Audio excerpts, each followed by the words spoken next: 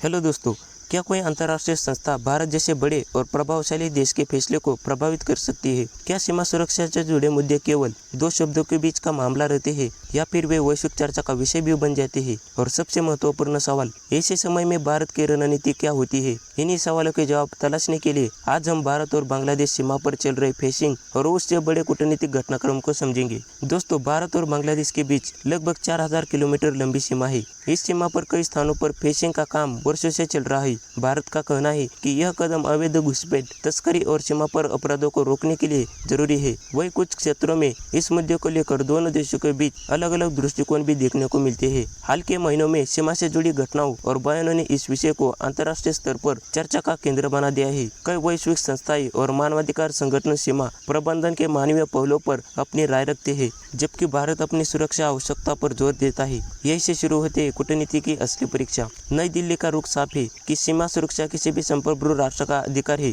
साथ ही भारत यह भी कहता है कि सभी मुद्दों का समाधान बातचीत और द्विपक्षीय सहयोग के माध्यम से निकल जाना चाहिए। विश्लेषकों का मानना है कि भारत इस मामले में दो मोर्चों पर काम करता दिखाई देता है। पहला, कूटनीतिक स्तर पर संवाद बनाए रखना, दूसरा सीमा पर सुरक्षा व्यवस्था को मजबूत करना। इसी कारण विदेश नीति, सुरक्षा एजेंसियां और सीमा प्रबंधन से जुड़े विभाग लगातार स्थिति की समीक्षा करते रहते हैं। भारत की कोशिश यह रहती है कि राष्ट्रीय सुरक्षा और क्षेत्रीय स्थिरता दोनों के बीच संतुलन बना रहे। अब सवाल यह है कि यदि भविष्य में इस मुद्दे पर अंतर्राष्ट्रीय मंचों पर चर्चा होती है तो भारत की स्थिति क्या होगी? भारत आज दुनिया की प्रमुख अर्थव्यवस्था में शामिल है। वैश्विक व्यापार, फार्मास्यूटिकल्स, सूचना प्रौद्योगिकी और विनिर्माण क्षेत्र में उसकी भूमिका लगातार बढ़ रही है। यही वजह है कि भारत से जुड़े किसी भी बड़े फैसले का प्रभाव केवल दक्षिण एशिया तक सीमित नहीं रहता, बल्कि वैश्विक स्तर पर महसूस किया जाता है। साथ ही भारत के रूस, अमेरिका, फ्रांस और कई अन्य देशों के साथ मजबूत रणनीतिक संबंध है। इसलिए अंतर्राष्ट्रीय मंचों पर भारत अपनी बात प्रभावी ढंग से रखने का क्षमता रखता है। दूसरी ओर डिजिटल युग में सूचना युद्ध भी जुड़ा जाता है। सोशल मीडिया पर अलग अलग दावे, विश्लेषण और नैरेटिव सामने आते हैं। ऐसे में किसी भी खबर को स्वीकार करने से पहले उसके स्रोत और तथ्य की जांच करना बेहतर जरूरी हो जाता है। दोस्तों, इस पूरे घटनाक्रम का सबसे महत्वपूर्ण पहलू यह है कि समाज सुरक्षा, कूटनीति और अंतर्राष्ट्रीय संबंध केवल भावना से नहीं बल्कि तत्वों, रणनीति और संवाद से संचालित होते हैं। भारत का संदेश लगातार यही रहा है